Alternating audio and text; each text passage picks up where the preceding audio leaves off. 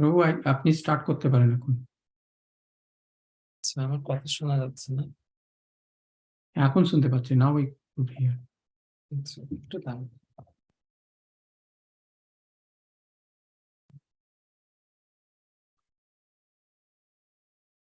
আমার সাউন্ড কি ঠিক আছে না একটু বাড়াতে হবে? হ্যাঁ, না এখন ঠিক আছে। আচ্ছা। এখন ঠিক আছে, কিন্তু one thing I will tell you, তুমি যে করতাল যখন করবে না, ওটাকে খুব, যদি করতাল করো খুব সফট করবে, নাহলে না আওয়াজটা ঠিক আসে না।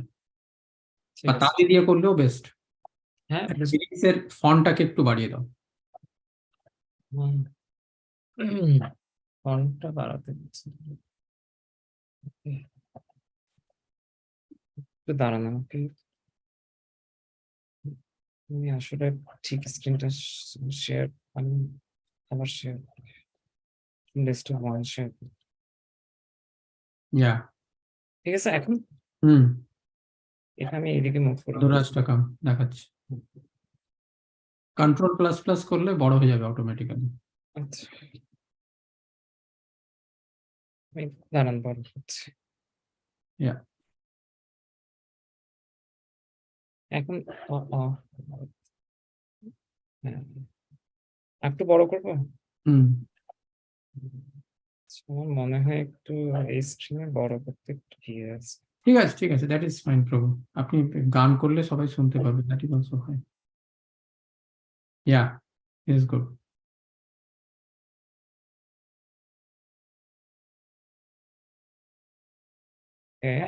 হুম। ঠিক আছে, আমরা will start with the program. Welcome everyone to our Wednesday Krishna Katha. So today I will start with Madhurashtakam, and then we'll do Mangalacharan, and then we'll move towards the discussion of today, which is the sweetness of devotional service. So I'm planning to give this discussion on several parts, kind of like a series. So today will be part 1. So thank you everyone. So without further ado, I will start. Adharam madhuram badanam madhuram nayanam madhuram hasitam madhuram hridayam madhuram namanam madhuram madhuradipate akhilam madhuradipate akhilam madhuram vachanam madhuram charitam madhuram masanam madhuram malitam madhuram chalitam madhuram भ्रमितं मधुरं मधुराधिपते अखिलं मधुरं वेणु मधुरो वेणु मधुरा पानी मधुरा पादो मधुरा नितं मधुरं सख्यं मधुरं मधुराधिपते अखिलं मधुरं गीतं मधुरं पीतं मधुरं भुक्तं मधुरं सुप्तं मधुरं रूपं मधुरं तिलकं मधुरं मधुराधिपते अखिलं मधुरं मधुराधिपते अखिलं मधुरं तरणं मधुरं हरणं Taranam Maduram, Taranam Maduram, Taranam Maduram, Ramanam Maduram, Pamitam Maduram, Shamitam Maduram, Madhuradipate Akilam Maduram, Prabhu, Madhuradipate Akilam Prabhu, Maduram. just sing Korun. Don't play the instrument because your voice is not coming well. Okay, okay. Hmm. Gopi Madhura Leela Madhura Gopi Madhura Leela Madhura Yuktam Madhuram Bhuktam Madhuram Rishtam Madhuram Shishtam Madhuram Madhuradipate Akilam Madhuram Madhuradipate Akilam Madhuram Gopya Madhura Gavo Madhura Gopya Madhura Gabo Madhura Yashti Madhura Srishti Madhura Lalitam Madhuram Palitam Madhuram Lalitam Madhuram Palitam Madhuram Madhuradipate Akilam Madhuram Madhuradipate Akilam Madhuram Adharam Madhuram Badanam Madhuram Nayanam Madhuram Hasitam Madhuram Hridayam Madhuram Gamanam Madhuram Madhuradipate Akilam Madhuram Madhuradipate Akilam Madhuram Hare Krishna Krishna Hare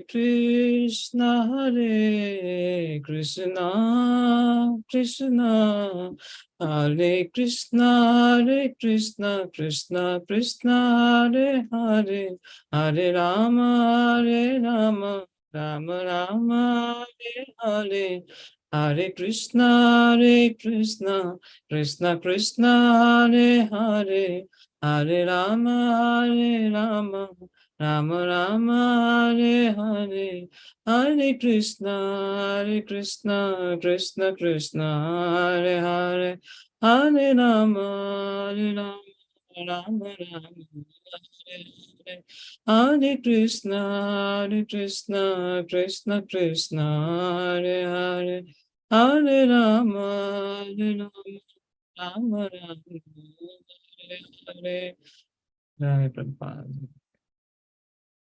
So, this song, Sri Vallabhacharya, who is an Acharya, and he is prominent personality in the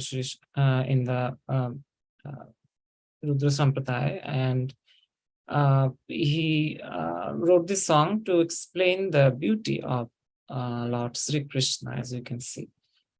And interestingly, he is also mentioned in Sri Chaitanya Charitamrita, and Vallabhacharya did meet Sri Mahaprabhu and his devotees in Sri Ram Jagannath Puri. So let us see what is the translation. So it's mentioning about Krishna's beauties. His lips are sweet, his face is sweet, his eyes are sweet, his smile is sweet, his heart is sweet, his gait is sweet, everything is sweet about him. And he's saying everything is sweet about the emperor of sweetness. Then he's saying his words are sweet, his character is sweet, his dress is sweet, his bellyfuls are sweet, his movements are sweet, his wandering is sweet. Everything is sweet about the emperor of sweetness. Then his flute is sweet, his foot dust is sweet, his hands are sweet, his feet are sweet, his dancing is sweet, his friendship is sweet. Everything is sweet about the emperor of sweetness. His singing is sweet, his yellow cloth is sweet, his eating is sweet, his sleeping is sweet, his beauty is sweet, his tilak is sweet. Everything is sweet about the emperor of sweetness. His deeds are sweet, his liberating is sweet, his stealing is sweet, his love sports are sweet, his oblations are sweet, his tranquility is sweet. Everything is sweet about the Lord. His Gunjaveri necklace is sweet, his flower garland, which is also very sweet. Then Yamuna, which is his river, is very sweet. The ripples in the Yamuna, just mention his ripples because Yamuna is his river. Those ripples are very sweet. And the water of Yamuna is very sweet because it's related to Krishna. His lotuses are sweet. It means whichever lotuses are blooming in the Yamuna river. Everything is sweet about the emperor of sweetness. Then his gopis, I think there's a type, it would be cowherd girls. They're sweet. Then his pastimes are very sweet. His union with the gopis is sweet. Then whatever he eats is sweet. His delight is sweet. And his courtesy is sweet. He's very courteous. So everything is sweet about the emperor of sweetness. And his gopas, cowherd boys, are sweet. His cows are sweet. His staff is sweet. His creation is sweet. His trampling is sweet. His fruitfulness is sweet. Everything is sweet about the emperor of sweetness. So that's how sweet Lord Krishna is. By the way, I would like to ask Ashramada Prabhu that actually, since I mentioned this, I was just thinking back again. Probably Pallavacharya comes not under Rudra Sampradaya. I know he has a separate Sampradaya of his own, which is Pushti Marg. But Ashramada Prabhu, would you be able to clarify if you know, like, does he belong to our Brahma Madhava Gauriya Sampradaya, or he's part of some other Sampradaya? Vallabhacharya is not part of Brahma Madhva Gaudiya Sampradaya. Okay. I think he is Vishnu Swami, part of Rudra Sampradaya only. Okay, then probably I said right. Okay. But the point here is he's explaining very nicely how Krishna is sweet. Thank you, Ashramad, for the explanation. And that's why it's called Sri Madhura Ashtakam. So Krishna is very sweet. And who relishes his sweetness? The devotees. Devotees relish Krishna's sweetness by serving Krishna, hearing about Krishna, Sravanam Kirtanam, then Vishnu Saranam, all these different ways, 9 processes of devotional service. And among the devotees, who tastes Krishna's sweetness the most? Obviously, it's Srimati Radharani, because she is the topmost devotee of Sri Krishna. And the same Krishna actually divided into Radha and Krishna to enjoy loving pastimes. So Radharani is the manifestation of devotional service to Lord Krishna. And Radharani's devotion is so exalted that Krishna also wanted to experience how Radharani feels, how much love Radharani has for Krishna. So if we go back before Lord Chaitanya's advent, it's mentioned in Chaitanya Mangal, once Rukmini Devi and Krishna, they were having a discussion in Dwarka. So Krishna was saying to Rukmini Devi that he's so pleased with, he's so pleased with her service. Then Rukmini Devi was saying, you can understand everything, my lord, but you will not be able to fathom how much love me and Radharani have for you. We can understand that. But you being the object of love and devotion, you won't be able to understand that fully. So then also Rukmini Devi was mentioning how Srimati Radharani is more superior than her, she was saying. And she was saying, Krishna, that's why you cannot forget her. Even if you are here with us, sometimes at night you weep because thinking of Radharani and the gopis. So in the meantime, Narad Muni came there, and then Krishna actually mentioned that in Kali Yuga, right after the Kali Yuga, that Krishna comes, he will manifest as Gauranga Mahaprabhu to experience the love of Srimati Radharani. And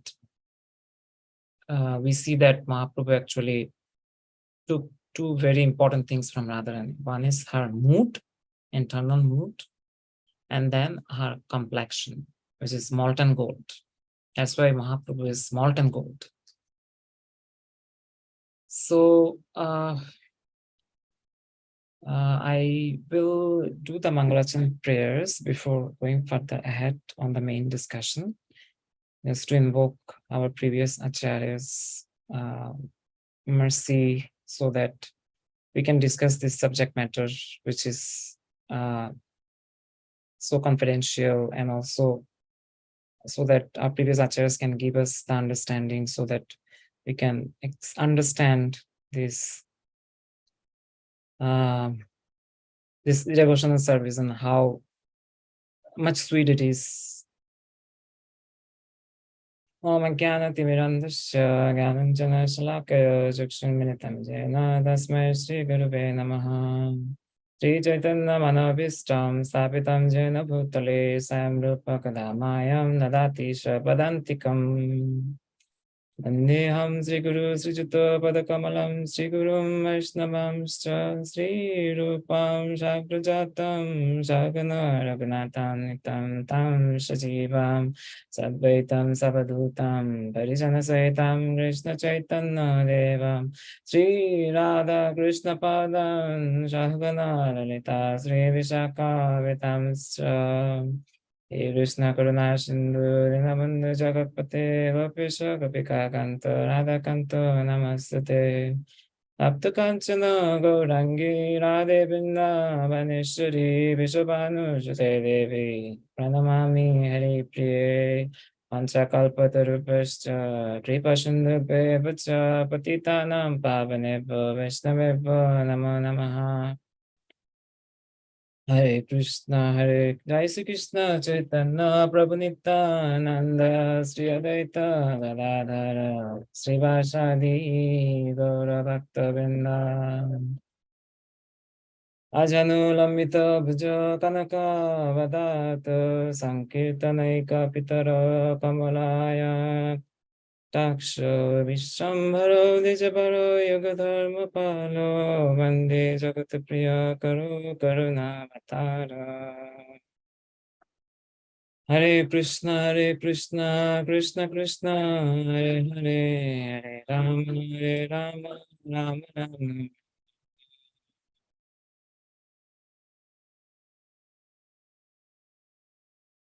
So, as we're saying, Vallabhacharya, when he met Sri Chaitanya Mahaprabhu in Puri Dham, he was discussing with Mahaprabhu about devotional service.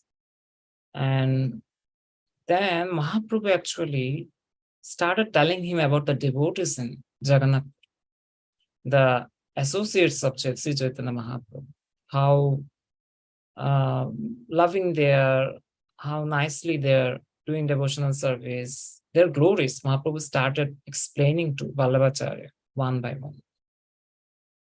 So Vallabhacharya became very amazed, thinking that, okay, so there is not only one, there are hundreds of devotees here who, what I've heard from Mahaprabhu is amazing, simply amazing. So among all these devotees, one of them was Ramananda Rai, whose disappearance day was this month, I think 9th of May. And so with Ramananda Rai, Mahaprabhu actually discussed some of the very esoteric and confidential aspects of devotional service. So as we know, Sri Krishna Chaitanya, Radha Krishna Nayakan.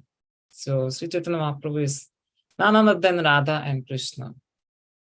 And who is Ramananda Rai? So Srila Bhaktivinoda Thakur mentions in his Amrita Prabha Bhashya that Ramananda Rai is none other than Vishakha. Because the knowledge that Ramananda Rai had about devotional service, about serving Krishna, only Radharani's very intimate friends can have that knowledge. And that's why Mahaprabhu was just waiting for the right moment to meet Ramananda Rai. So before that, we know that Mahaprabhu took sannyas in Navadvip. And after that, by his mother's permission, Sachi Devi's permission, he started living in Jagannath Puri. So in Jagannath Puri, he stayed for some time. Then he desired to tour south part of India, South India. So with with this effort and then with all the devotees' permission, he started for South India. But before he left, Sarvabhauma Bhattacharya told him that in his journey, he should meet Ramananda Rai. Because Ramananda Rai has some jewels of devotional service which will please Mahaprabhu. So Mahaprabhu agreed on Sarvabhauma Bhattacharya's request. And then he started his journey towards South India. So as we see, when he started his journey, first he went to the Nisringa temple, which is at Shimachalam. So Purborite Prabhu age gamon korila Jio Nisringa Khetre Kotodune Kela. So Prabhu, according to his previous program, here's the program. He actually started his tour, and after some days, he arrived at the Nisringa temple. So this is a very magnificent temple, and let's read about it in the purport. How was the temple? Prabhu, can you would you be able to share Maitulila chapter 8, text number 3?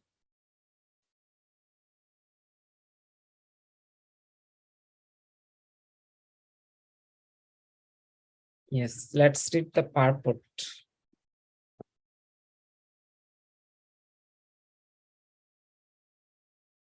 So, the Nisringa temple is situated on the top of a hill about 5 miles away from Visakhapatnam. There is a railway station on the South Indian Railway known as Simachal. The temple known as Simachal is the best temple in the vicinity of Visakhapatnam. The temple is very affluent and is a typical example of the architecture of the area. On one stone tablet, it is mentioned that formerly a queen covered the deity with gold plate. This is mentioned in the Visakhapatnam Gazette here. About the temple, there are residential quarters for the priests and devotees. Indeed, at the present moment, there are many residential quarters to accommodate visiting devotees. The original deity is situated within the depths of the temple, but there is another deity, a duplicate known as the Vijayamurti. the smaller deity can be moved from the temple and taken on public processions. Isn't it beautiful? There is a small Nishingadev deity which they carry out for public processions.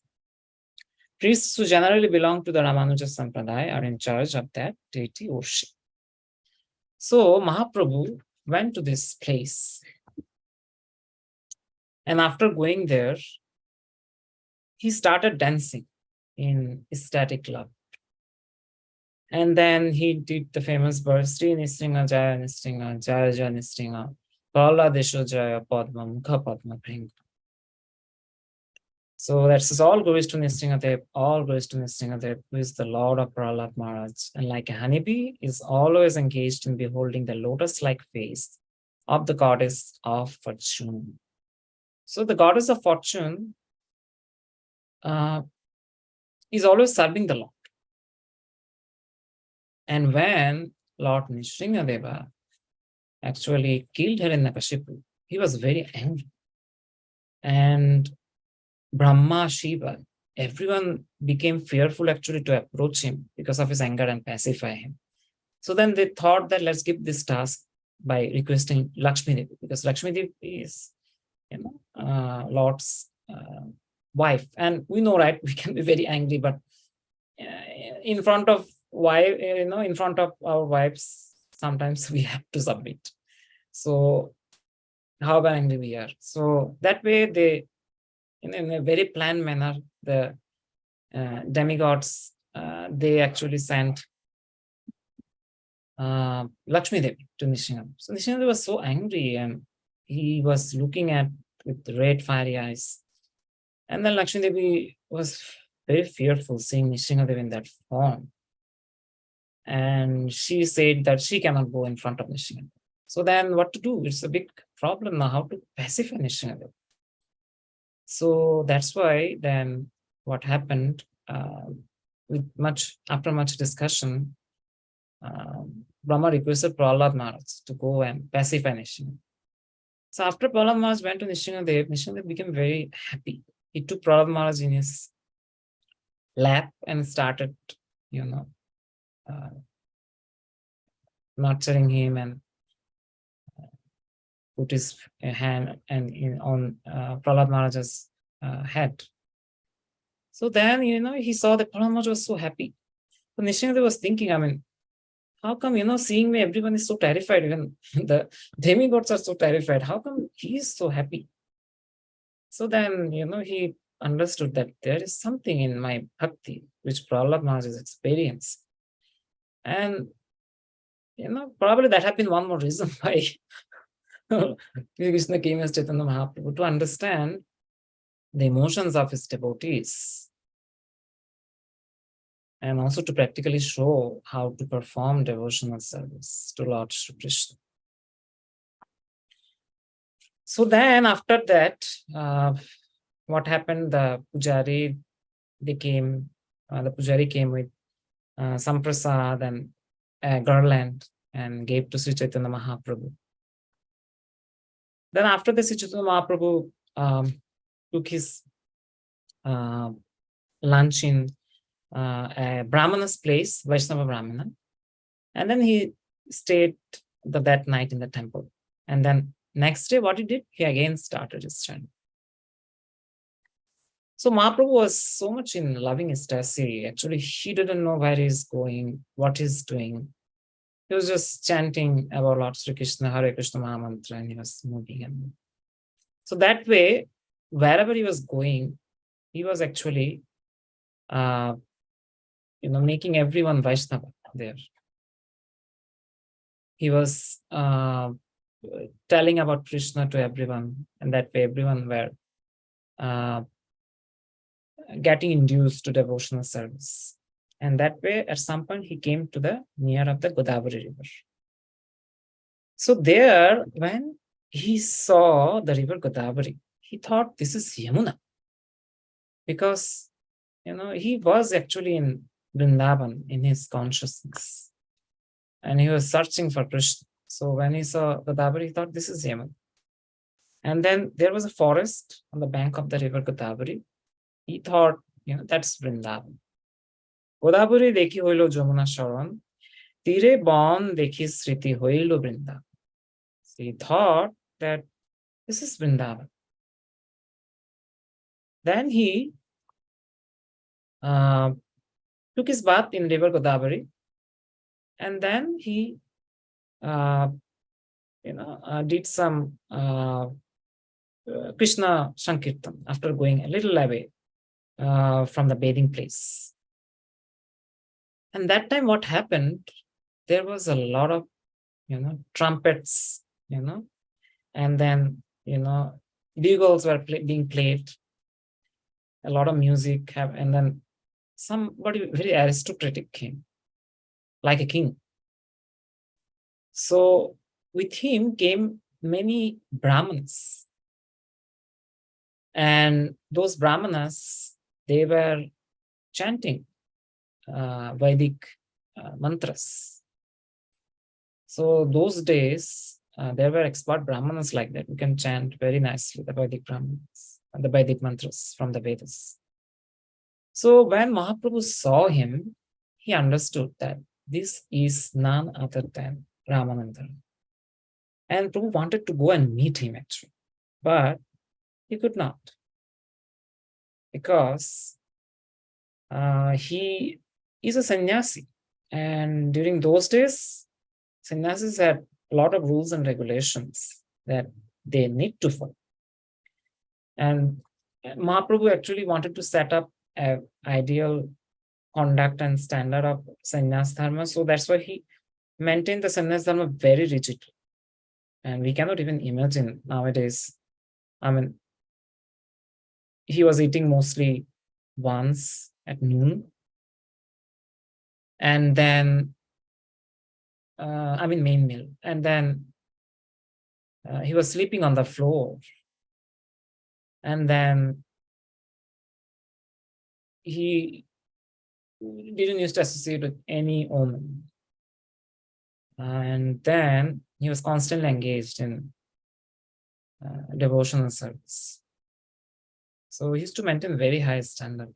And there were some associates of him who were not able to keep up with him. And later, Mahaprabhu asked them to accept Grihastha ashram. Those associates who were actually, either brahmachari or sannyasis, they were associating with Mahaprabhu. But then Mahaprabhu asked them, few of them, to take sannyas, to take Grihastha ashram. So very high standard Mahaprabhu used to follow. So that's why he was waiting, and he was, expecting that Ramananda Rai would approach him. So then Ramananda Rai did come, seeing this wonderful sannyas. Shurja Shato Shamakanti Oruna Boshan Shubulita Prakando Dehu Kamal Luchu. Sri Ramananda Rai then saw Sri Chaitanya Mahaprabhu to be as brilliant as hundreds of suns. The Lord was covered by a saffron garment. He was large in body and very strongly built, and his eyes were like lotus petals. Very beautiful. You can just imagine. I think there are some pictures of Sri Chaitanya Mahaprabhu, which later Maharaj Prataprudra took help of some artists to paint, and we can see a few of them. So we can just understand how beautiful Mahaprabhu is. দেখিয়া তাহার মনে হইল চমৎকার, আসিয়া করিল দণ্ডবত নমস্কার. So after coming,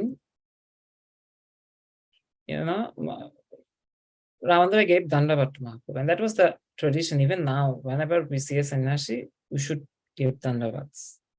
So that custom Ramananda Rai followed. So then Prabhu, Sriman Mahaprabhu, actually got hold of him and said, say Krishna, Krishna. And then Prabhu wanted to embrace him.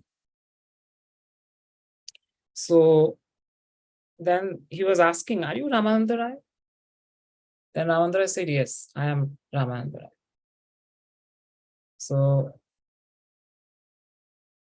then Ramananda Rai, the way he explained himself is very interesting. He said, I'm your very low servant, and I belong to the Shudra community. So humble. And that way he represented him. Then the Lord embraced him, and both of them actually lost consciousness. You can imagine, right? Sri Chaitanya Mahaprabhu is none other than Radha and Krishna together. And then here comes Ramananda, who is none other than Vishakha Devi. So these three old friends, they're meeting. So we can understand how much the static emotion will be after some amount of separation when they kind of came to the material world. Actually, when Mahaprabhu came, all his associates, when Krishna came actually as Sri Chaitanya Mahaprabhu, all his associates in the spiritual world, Radharani, Lalita Devi came as Swarup Damodar Goswami. Then Vishakha Devi came as Ramananda Rai. That way, many of Lord Krishna's associates, they came also to take part in Chaitanya Mahaprabhu's pastimes. And what to speak of even Krishna Lila? Even those, some of the associates who were, for example, Hanuman in Ram Lila, the Pandavas were in Krishna Lila, all of them came actually to meet Sri Chaitanya Mahaprabhu. And Prahlad Maharaj came as Vasudev Datta. So it's mentioned by Kavi Karnapura in the book called Gaurganada's Deepika, how he made a nice one-to-one relationship between devotees who took pastime in Gauralila, what is their Sarupa and Krishna Lila. It's not like they are not eternally Mahaprabhu's associates. Actually, in the spiritual world, as we know, there is Setadipa. And in Setadipa, what happens? Mahaprabhu is residing there and he's doing continuous Harinam Sankirtan. He's enjoying with all his associates there. So these associates in Chaitanya Lila, many of them are actually in Gaur Lila also in Chaitanya. But again, they are also in Krishna Lila, and we know it is possible if somebody wants, they can enjoy in Gaur Lila and also in Krishna Lila when they go back to the spiritual world, as we know. This has been mentioned before by our previous acharyas and Srila Prabhupada. So it is interesting actually, when Prabhupada wrote Sri Chaitanya Charitamrita, one day with some conversation he had with one of his disciples, and the disciple was saying Bengali sweets are the best. Then, Prabhupada was then just finishing his compilation of Sri Chaitanya Charitamrita. So he said, this Chaitanya Charitamrita, this is real Bengali sweet, he was saying to the disciple. So that way you can understand how much sweetness is there in Sri Chaitanya Charitamrita. The Lord's dealing with his devotees, the devotees' dealings within themselves. It's so sweet. Sometimes we feel like we wish we were there in those pastimes and observe them. So actually, I asked a question to his Vaisheshika Maharaj before about this topic, and he said, since the Sankirtan pastime is still going on Sri Chaitanya Mahaprabhu, and we are all here taking part in it. So we are in Gaur Lila still. Because Sankirtan is the heart of Sri Chaitanya Mahaprabhu. Jare dekho tare kaho Krishna Upadesh, amar aggaye Guru bhaiya taro edesh. Bharat bhumite hoiya manusya jarma jar, jarma saptak kori karo paropkar. That way, if you're connected with Sankirtan, then just chanting and distributing transcendental books of Srila Prabhupada, we are actually taking part in Gaur Lila. So then what happened, back to the discussion, they actually had so much love that, they embrace each other and they fall in the ground. Ramananda Rai and Sri Chaitanya Mahaprabhu. Then all the Brahmanas who were around, they were thinking, actually, what is going on? This sannyasi, he is very radiant, and he is embracing a Sudra. So we'll have to understand there were 4 castes, as we know, Brahman, Kshatriya, Vaishya, and Shudra. So Ramananda Rai, because he was serving under Prataprudra Maharaj.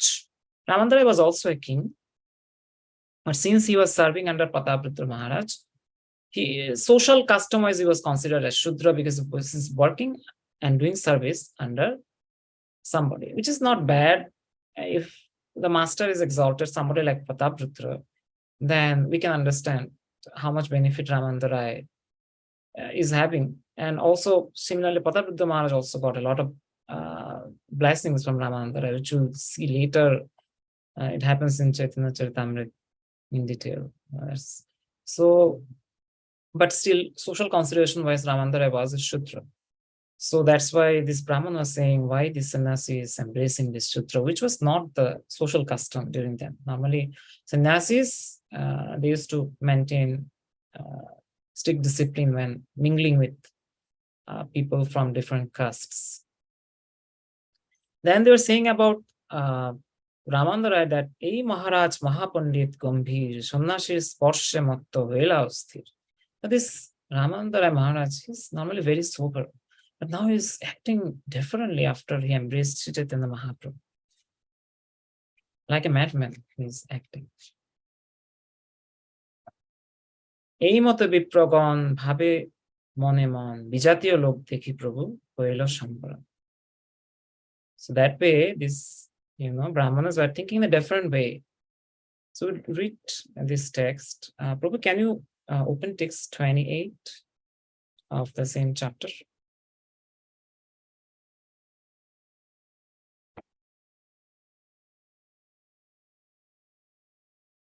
Thank you, Prabhu. So let's see the translation. While the Brahmanas were thinking in this way about the activities of Sri Chaitanya Mahaprabhu and Ramananda Rai, Sri Chaitanya Mahaprabhu saw those outsiders and restrained his transcendental emotions. Prabhu, would you like to read the purport?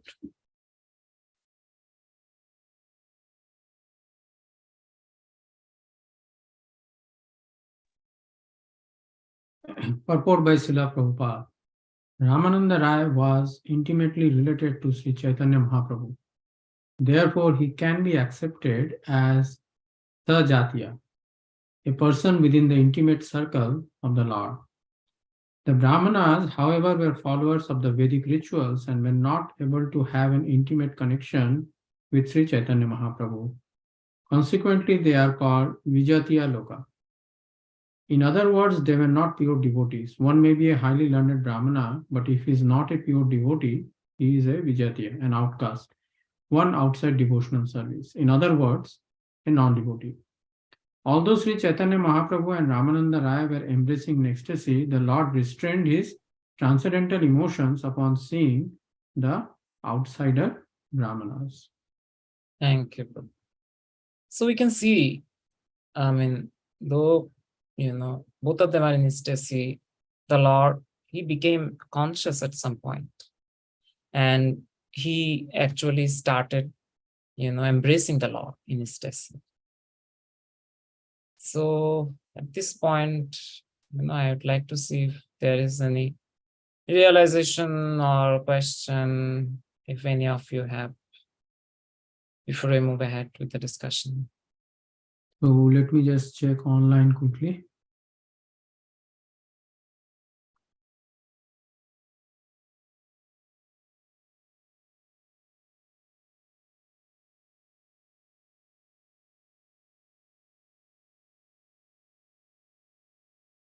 So Prabhu, just there is no question, but one Dayanidhi Prabhu just says, sweet, sweet, everything is sweet that is related to Krishna.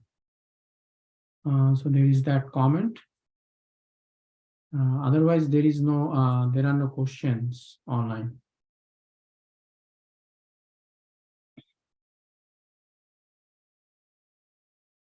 Oh yes, thank you, Dayanidhi Prabhu. Actually, this is true. Everything is so sweet about Krishna. And through Guru's mercy, previous Acharya's mercy, we are able to also understand that sweetness. Okay, so if there's nothing else, we'll move ahead with the discussion. So then, what is happening? they started, they got sober and they sat together and they, started discussing. So then Mahaprabhu mentioned how he heard about Ramananda Rai from Sarvabhauma Bhattacharya. Sarvabhauma Bhattacharya কহিল তোমার গুণে তোমারে মিলিতে মোরে করিল যতন. Sarvabhauma Bhattacharya actually spoke of the good qualities of Sri Chaitanya Mahaprabhu, and with very care he requested Mahaprabhu to meet Sri Ramananda Rai. So the Lord was saying that he actually came here just to meet Ramananda Rai, no other purpose. And the Lord was so happy that he was able to see Ramananda Rai without putting much effort. Then Ramananda Rai said, actually, Sarvabhauma considers me as a servant and he wants to do some good for me. That's why he actually requested you to come. Well, you can see how humble the dealings between Mahaprabhu and Ramananda Rai. Actually, they're expressing how Vaishnava dealing should be.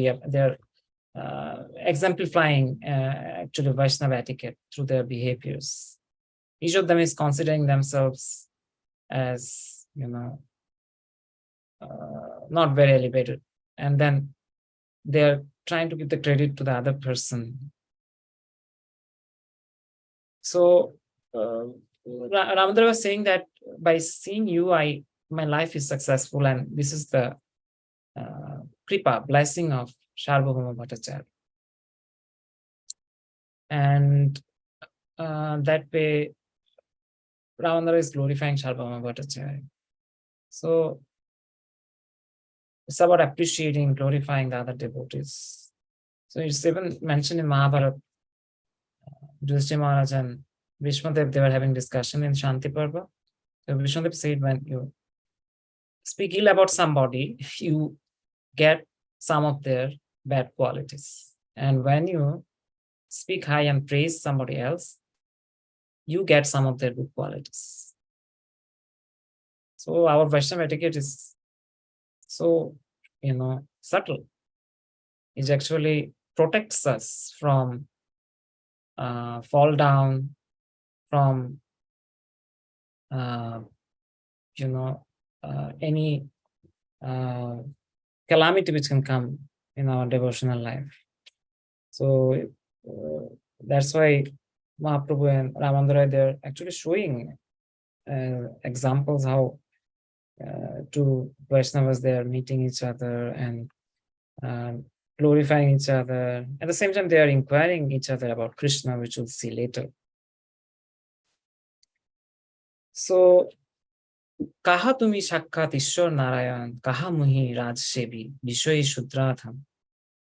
So, Ramananda was saying that Mahaprabhu is the supreme Narayan, supreme personality of Godhead, and he's just a servant of the king and lower than the Shudra. So then he mentioned a very important point that normally those who are in announced order like you will not touch me actually because of fear and of social custom and many other things. So, but you, especially the Vedas, they actually forbid somebody like Mahaprabhu is in announced order to associate with Shudras. But then Mahaprabhu is embracing him, so he was just saying that he felt very blessed because of this. So you'll have to understand actually, Vedas say it for a reason. It says that the sannyasis, they should be careful about their association with the different castes. And also another aspect is Ramananda Rai, though, socially he was following the duties of a Shudra, but, he was actually not a Shudra. He was more than a Brahman. He was a Vaishnava. So that way Mahaprabhu gave him proper respect, which Vaishnava deserves. And who knows better than Lord Sri Krishna how to deal with the Vaishnava? That's why he came as Chaitanya Mahaprabhu, to show us how to behave like a Vaishnava and how to treat other Vaishnavas. So that way, Ramananda Rai understood that this is none other than Lord Krishna, because nobody else than Krishna can behave so perfectly. So then Ramananda was saying, Amanistarite tomar iha gomam param dayalu tumi patito pavan. He's saying, you have come here to deliver me specifically. I know that. And you are patit pavan. You are deliverer of all fallen souls, which is true. Mahaprabhu is the deliverer of all fallen souls. So, I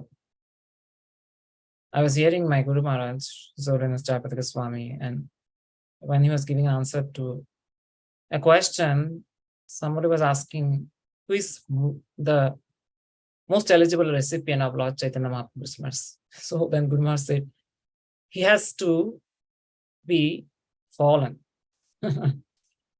If he considers himself, most fallen, he will get the most mercy from Chaitanya Mahaprabhu. Quite contradictory, right? But that's how Mahaprabhu's mercy flows. His mercy flows more towards the fallen. And Nityananda Prabhu, he is one step ahead of Mahaprabhu. He is always ready to distribute mercy to all the fallen conditioned souls. So that's why Mahaprabhu is called Mahavadanya Avatar. And Nityananda Prabhu is the instrument through which Mahaprabhu is accomplishing his mission. So Mahaprabhu is coming actually to this earth. There were two reasons, one external, one internal. So in external reason was actually deliver all the fallen conditioned souls and also establish this religion of Krishna consciousness, specifically worshipping Radha Krishna in the mood of servant of the servant of the servant. So, and Nityananda Mahaprabhu became his instrument actually. Through Nityananda Mahaprabhu, he's actually still delivering so many fallen conditioned souls all over the world, we can see. And through Nityananda Mahaprabhu, all the acharyas are coming, and then Srila Prabhupada actually established ISKCO, and now Krishna consciousness is spreading all over the world. So we are so fortunate. Actually, being a servant of Mahaprabhu, there is a lot of pleasure in it. Nowadays, in material world, everyone wants to be master. They want to be owner. They want to have their influence. So being a servant is not accepted as a very good position in material sense, but in spiritual world or in Krishna consciousness, this is a very big position, being a servant. And everyone wants to be servant. We see Advaita Acharya wants to be servant. Nityananda Mahaprabhu wants to be Mahaprabhu's servant. Everyone wants to be Mahaprabhu's servant, actually. Even Sri Ramananda Rai, Swarup Damodar, they just dedicated their life for Mahaprabhu's service. So that's what I said in Bhagavad Gita, Uddhamala Mata Shakham. So the material world is opposite of what it is in the spiritual world. And the pleasure and the bliss that the servants relish in the devotional service to Krishna is not indescribable. So we can see that practically when I do some service, maybe very small service, I feel very good. And I think all of you have the same feeling. So that service actually gives us the position of servant. And then if we can serve under a servant of Mahaprabhu, like a guru, Diksha Guru, or Shiksha Guru. We're so fortunate in ISKCON, we have so many, we have actually many qualified preachers, Diksha Gurus. Siksha Gurus were enlightening us on the path of Krishna consciousness, like his Vaisheshika Maharaj and in our ISP. So, it's then if we can serve under them, then we'll get actually more bliss, because everyone has to become servant of the servant of the servant here. We don't want to be direct servant of Krishna. No, we want to be servant of the servant of the servant. That's the mood we should have. Though I personally, find it sometimes difficult, but that's how we can release the real pleasure in devotion songs. So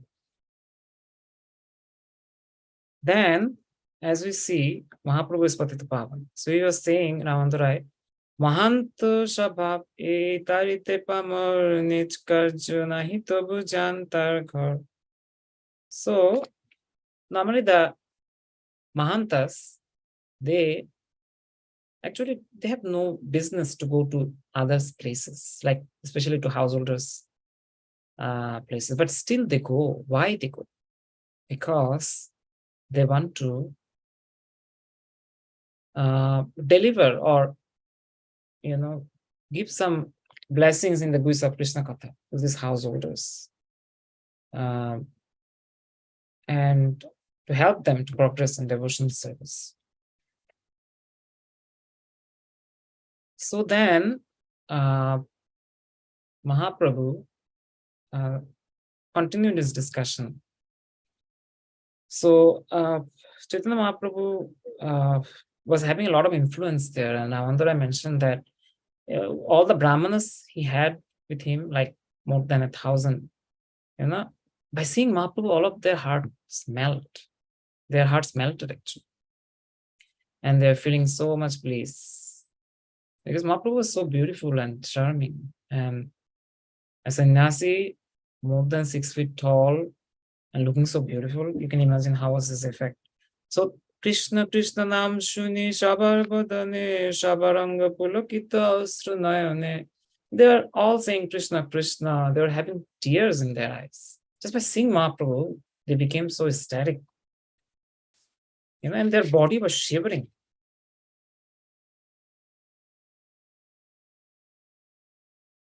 So much bliss they were experiencing.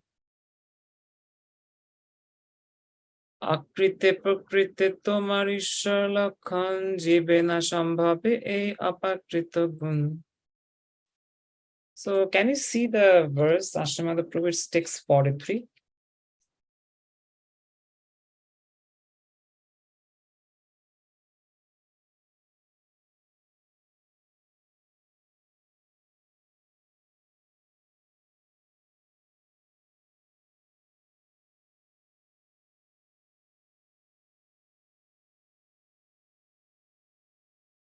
Thank you, Prabhu. So somebody would like to read. I see Ashish Prabhu. Advaita Ashish Prabhu. Prabhu, would you like to read?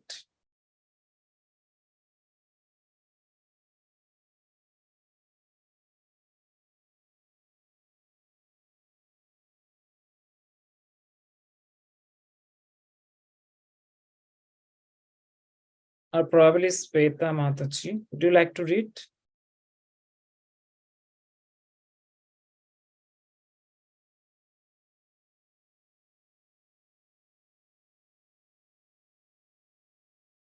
Okay, no worries. I'll continue. I can read, Prabhu. Yes, Prabhu. Please go ahead. My dear sir, translation. My dear sir, according to your behavior and bodily features, you are the Supreme Personality of Godhead. It is impossible for ordinary living beings to possess such transcendental qualities. Read it purport? Yes, please. Purport by Srila Prabhupada. Sri Chaitanya Mahaprabhu's bodily features were uncommon. Indeed, his body was extraordinary in its measurements. The measurement of his chest and the measurement of his forearms were the same. This is called Nyagroda Parimandala. As far as his nature is concerned, he was kind to everyone. No one but the Supreme Personality of Godhead can be kind to everyone. Therefore, the Lord's name is Krishna, all attractive. As stated in the Bhagavad Gita 14.4, Krishna is the kind father of everyone. In every species of life, Sarva Yonishu, he is the original father, the seed giver, Bija Pradapita. How then can he be unkind to any living entity? One may be a man, an animal, or even a tree, but the Lord is kind to everyone. That is God's qualification. He also says in the Bhagavad Gita 9.29, Samo aham sarva bhuteshu. I am equally kind to everyone. And he advises, Sarva dharman parityaja mam ekam saranam braja. Give up all other engagements and simply surrender unto me. This instruction is meant not only for Arjun but for all living entities. Whoever takes advantage of this offer is immediately immune to all sinful activity and returns home back to Godhead. While present on this planet, Sri Chaitanya Mahaprabhu made the same offer. Haribol.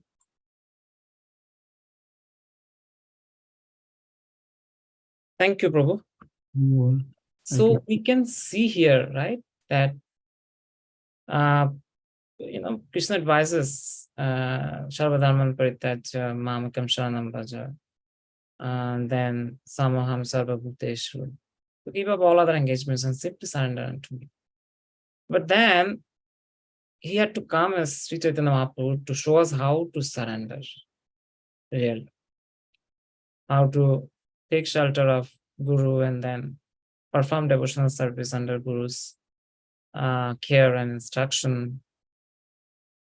And then that way, Prabhupada is mentioning that we can be immune to all sinful activity and we can return home back to Godhead. So Mahaprabhu actually, with his personal example and instructions, is showing how to dedicate our life for service of Krishna. As we can see, one part is, we can see that his bodily features were not very common. And Ramananda was able to perceive it. And some measurements we can see of his chest and measurement of his forearms were the same. So I was thinking when I read this, how does that work? And how expert is Ramananda just by seeing his chest and his forearm, he could do the measurement and he could understand that Mahaprabhu is not an ordinary person. So we'll go to the next verse, Prabhu.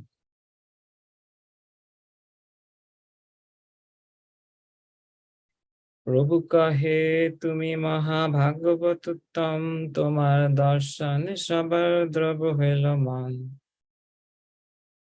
Yes, Sweta Mataji, would you like to read the translation and purport? Yeah, sure, Prabhu. The Lord replied to Ramananda Raya, Sir, you are the best of the topmost devotees. Therefore, simply the sight of you has melted everyone's heart. The purport: unless one is a first-class devotee, he cannot be a preacher. A preacher is generally a topmost devotee, but in order to meet the general populace, he has to distinguish between devotees and non-devotees. Otherwise, an advanced devotee makes no such distinctions. Indeed, he always sees that everyone is engaged in the service of the Lord. When one engages in preaching work, he must distinguish between people and understand that some people are not engaged in the devotional service of the Lord. The preacher then has to take compassion upon such innocent people who do not know how to worship the Lord. In Srimad Bhagavatam 11.2.45, the symptoms of the topmost devotee are described as follows. Sarva bhuteshu ya pasyed bhagavad bhavam atmanaha bhutani bhagavati atmani esha bhagavatottamaha. The advanced devotee sees that all living entities are part and parcel of the Supreme Personality of Godhead. Everyone is in Krishna, and Krishna is also within everyone. Such a vision is possible only for a person who is very advanced in devotional service. Wow. Thank you, Sweta Mataji. Yeah. So, as we see here, Brahmandara is saying that Sri Chaitanya Mahaprabhu is the topmost devotee. So, and by seeing him, Chaitanya Mahaprabhu is saying to Ramandara that he is the topmost devotee, and by seeing him, everyone's heart has melted. So, Prabhu is giving a counter logic here. And we know Lord Chaitanya Mahaprabhu, before in his previous ashram, he was a scholar and he used to, beat everyone in, logics. Nobody used to could defeat him. And he used to put on a logic, then he used to ask Paradar Pandit or Mukunda Datta to, show some, he used to put actually an argument, and then he used to ask to put logic to prove their point. And when Paradar Pandit used to put or bring on his point, then Mahaprabhu used to defeat him with another logic.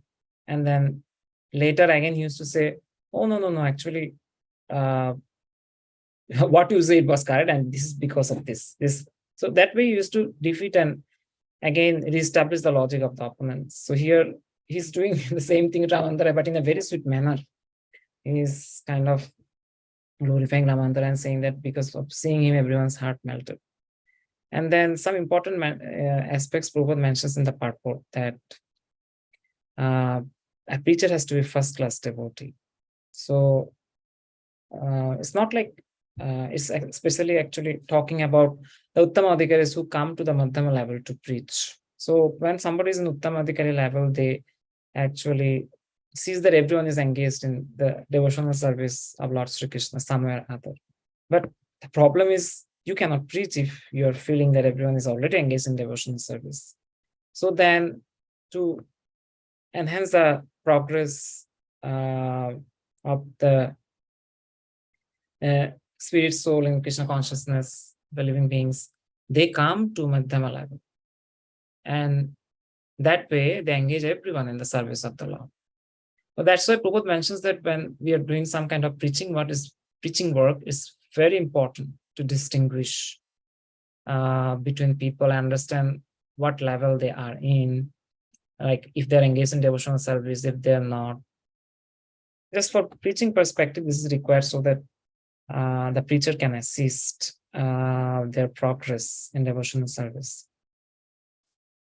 So as we've seen, Srimad Bhagavatam 11:245 is mentioning, right, how the advanced devotees, they see everyone as part and parcel of the Lord.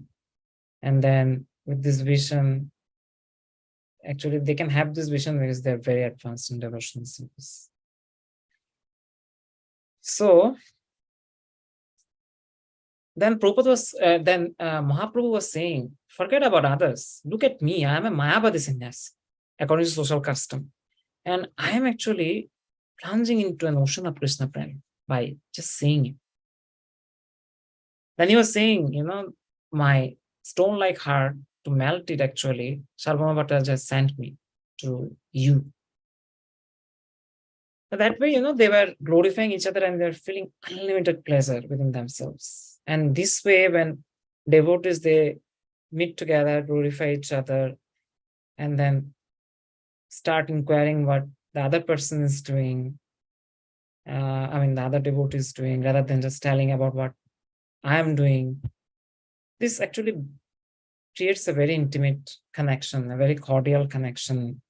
And we can see how Ramandara and Mahaprabhu, they're getting closer and closer, though they met for first time, through the dealings they're having as Vaishnavas, sweet dealings.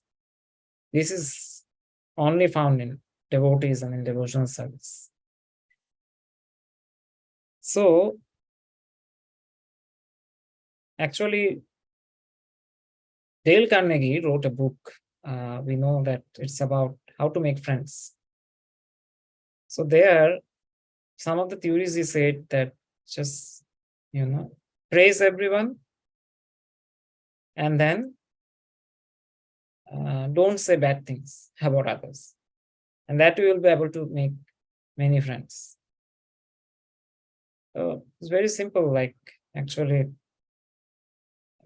trying to exemplify the good qualities in devotees. And everyone has their own shortcomings, but it's about focusing on the good qualities. It's like honeybee. A honeybee only goes to those flowers which have honey, and then sucks the honey out of those flowers and stores. That way, a devotee is supposed to be like that, trying to focus on the good qualities of others and then glorifying them. That way, a very cordial and intimate connection can be established. So then what happened? One Vedic Vaishnava Brahmana came and invited Mahaprabhu. So Mahaprabhu accepted that invitation and told Ramananda Rai that I would like to meet you again. I want to hear Krishna Katha from you. Then that way, Ramananda Rai also said that if you want to really deliver me, then please stay 5-7 days, and then cure my dushta. He was mentioning dushta man, my wicked mind. So then, though they didn't want to separate, but they offered dandavats, and then Ramananda Rai offered dandavats to him as a householder. He offered dandavats to Mahaprabhu, following that social custom, and then he left. And then Mahaprabhu went to that Brahmana's place and he took his lunch. So we'll stop here and we'll see if there is any other realization or question or anything you'd like to share.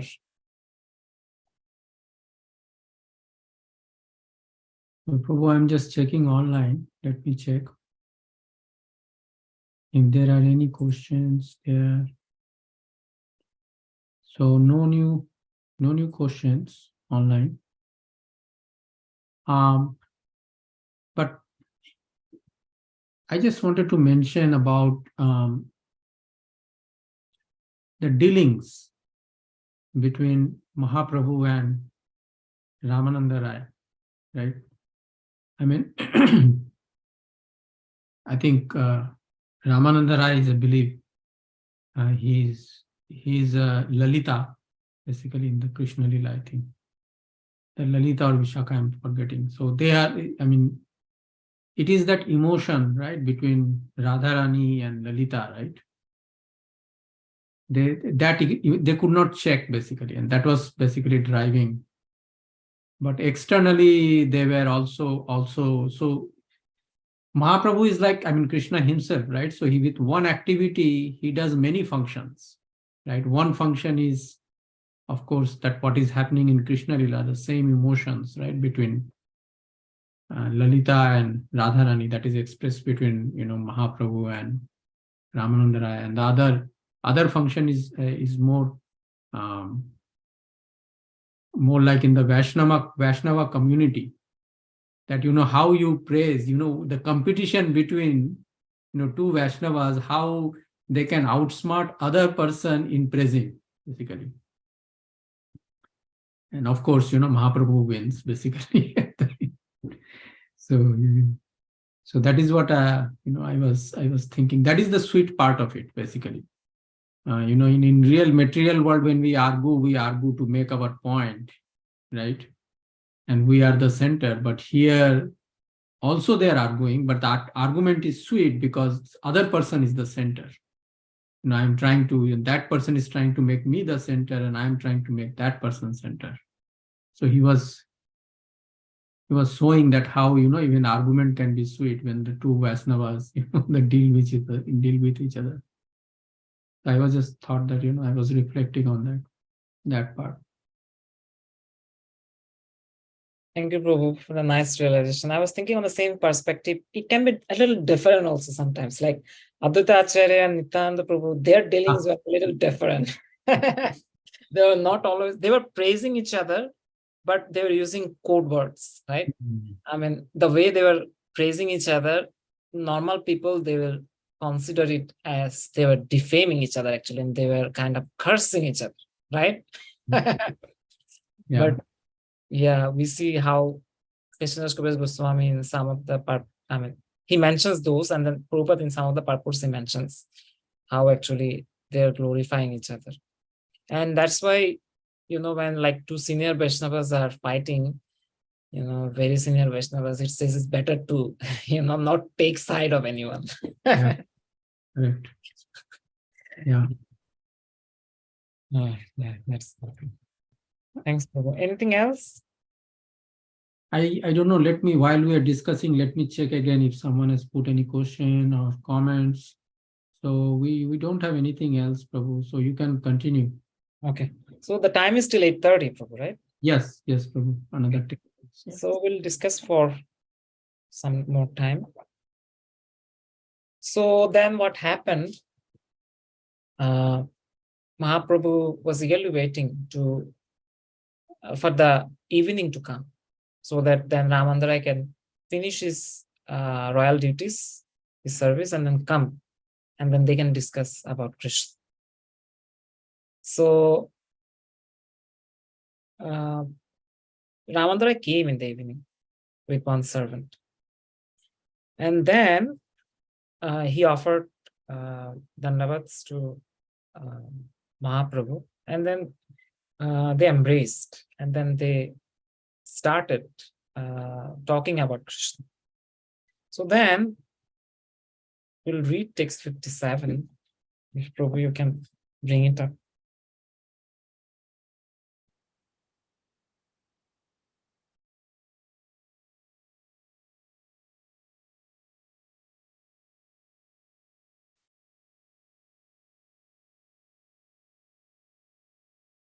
Yeah, 57. Okay, so let me read this translation. Okay. Prabhu kahe paro slok shadhir ninay, Rai kahe sadharma charane Vishnu bhakti hai. Sri Chaitanya Mahaprabhu ordered Ramananda Rai recite a verse from the revealed scriptures concerning the ultimate goal of life. Purport by Srila Prabhupada. Ramananda replied, if one executes the prescribed duties of his social position, he awakens his original Krishna consciousness. In this connection, Sri Ramanujacharya states in the Vedartha Sangraha that devotional service is naturally very dear to the living entity. Indeed, it is life's goal. This devotional service is supreme knowledge or Krishna consciousness, and it brings detachment from all material activity. In the transcendental position, a living being can perfectly acknowledge the superiority of serving the Supreme Lord. The devotees attain the Supreme Lord only by devotional service. Having such knowledge, one engages in his occupational duty, and that is called Bhakti Yoga. By performing Bhakti Yoga, one can rise to the platform of pure devotional service. A great saint, the father of Srila Vyasadeva, Parasharma, has specifically mentioned that devotional service to the Lord can ultimately be awakened in human society by the discharge of duties in accordance with the Varnashrama system. The Supreme Personality of Godhead instituted Varnashram Dharma to give human beings a chance to return home back to Godhead. The Supreme Personality of Godhead, Lord Sri Krishna, who is known in the Bhagavad Gita as Purushottam, the greatest of all personalities, personally came and declared that the institution of Varnashram Dharma was founded by him. As stated in Bhagavad Gita 4.13, Chaturvarnam maya sristam guna karma vibhagasha tashakartam apimam vinti akartaram abhyam. Elsewhere in the Bhagavad Gita 18:45-46, the Lord says, Sve sve karmani abhirata samsiddhim labhate nara svakarma nirata siddhim yatha bindati tachrinu yatha prabhritir bhutanam yana sharabam idam tatam svakarmanatam abhyarcha siddhim vindati manava. Human society should be divided into 4 divisions: Brahmana, Kshatriya, Vaishya, and Shudra, and everyone should always engage in his occupational duty. The Lord says that those engaged in their occupational duty can attain perfection simply by rendering loving devotional service to the Lord while executing their particular duty. Actually, the modern ideal of a classless society can be introduced only by Krishna consciousness. Let men perform their occupational duty and let them give their profits to the service of the Lord. In other words, one can attain the perfection of life by discharging one's occupational duty and employing the results in the service of the Lord. This method is confirmed by great personalities like Bodhayana, Tanka, Ramida, Guyadeva, Kapardi, and Bharuchi. It is also confirmed by the Vedanta Sutra. So, here we can see the Lord is asking to Ramananda Rai that, what is the ultimate goal of life? You recite a verse. Ramananda Rai was a scholar. So, he knew Bhagavad Gita, he knew Srimad Bhagavatam, and he knew actually what is the ultimate goal of life. So now Mahaprabhu is asking Ramananda Rai that you explain about it with a shloka. So then Ramananda Rai recited that if one executes the prescribed duties of the social position, follows the varnashram, then he can attain Krishna consciousness. So this is actually very interesting because here it's saying ultimate goal of life is following the varnashram, the prescribed duties. That way, actually, the Lord instituted this varnashram, as you can see in Prabhupada's purport, so that we can get purified by taking shelter of a specific varna, which is Brahman, Kshatriya, Vaishya, Shudra, and then an ashrama, Brahmacharya, Grihastha, Vanaprastha, and Sannyasas. So, sannyasas. So, varnashram is important if you want to progress and then attain Krishna consciousness. Later, let's read text 58. Can you go to the next verse, Prabhu? Can you please read, Prabhu, text 58? Varnasramacharavata purushena parapuman Vishnuradhyate pantha nanyatatoshakaranam. The Supreme Personality of Godhead, Lord Vishnu, is worshipped by the proper execution of prescribed duties in the system of Varna and Asrama. There is no other way to satisfy the Supreme Personality of Godhead. One must be situated in the institution of the 4 Varnas and Asramas. Purport by Srila Prabhupada. This is a quotation from Vishnu Puran 389. As stated by Srila Bhaktivinoda Thakur in his Amrita Prabhava Bhashya, the purport is that one can realize life's perfection simply by satisfying the Supreme Personality of Godhead. This is also confirmed in Srimad Bhagavatam 1-13. Atah pumbhir dvija sreshta varnashrama vibhagasha swa anushtitasya dharmasya samsiddhir haritoshanam. Obeyed among the twice born, it is therefore concluded that the highest perfection one can achieve by discharging the duties prescribed for one's own occupation according to caste divisions and orders of life is to please the personality of Godhead. Every man should perform his occupational duty in the light of his particular tendency. According to his abilities, one should accept a position in the Varnashrama institution. The divisions of Brahmana, Kshatriya, Vaishya, and Sudra are natural divisions within society. Indeed, everyone has a prescribed duty according to the Varnashrama dharma. Those who properly execute their prescribed duties live peacefully and are not disturbed by material conditions. The spiritual orders, brahmacharya, grihastha, vanaprastha, and sannyasa, are called ashramas. If one executes his prescribed duty in both the social and spiritual orders, the Supreme Personality of Godhead is satisfied. If one neglects his duties, however, he becomes a transgressor and a candidate for a hellish condition. Actually, we see that different people are engaged in different ways. Therefore, there must be divisions according to work. To attain perfection, one must take devotional service the center of life. In this way, one can awaken his natural instincts by work, association, and education. One should accept the Varnashrama divisions by qualification, not by birth.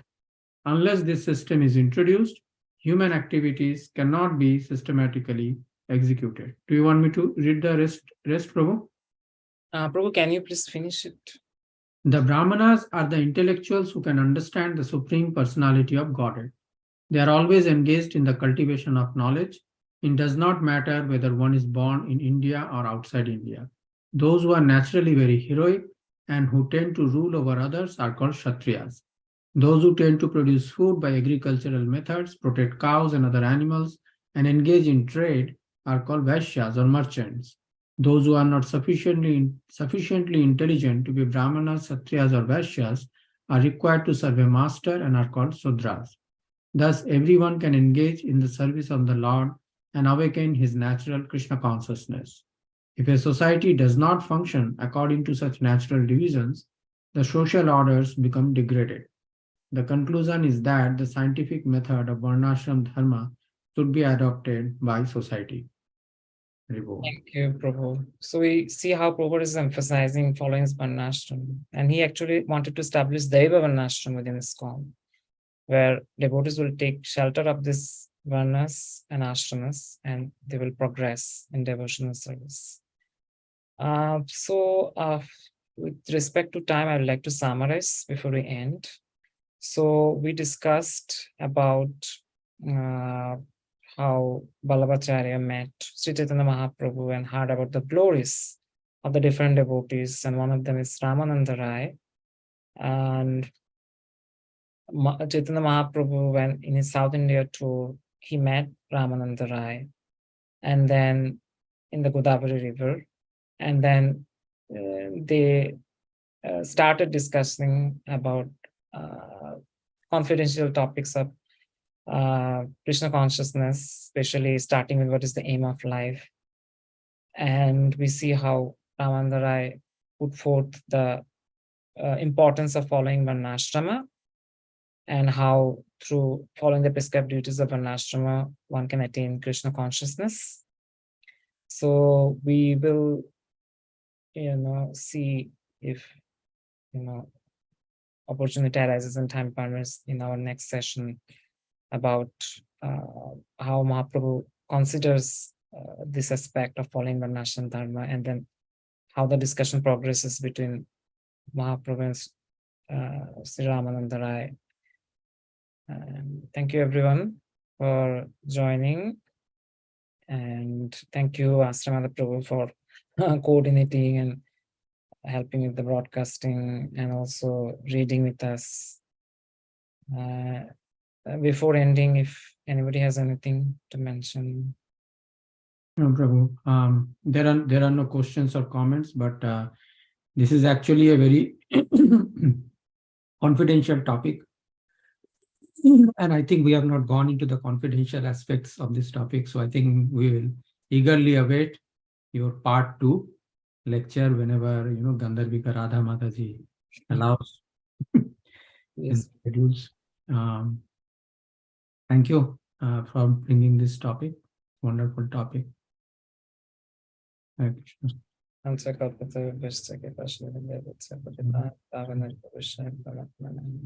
Have a good evening.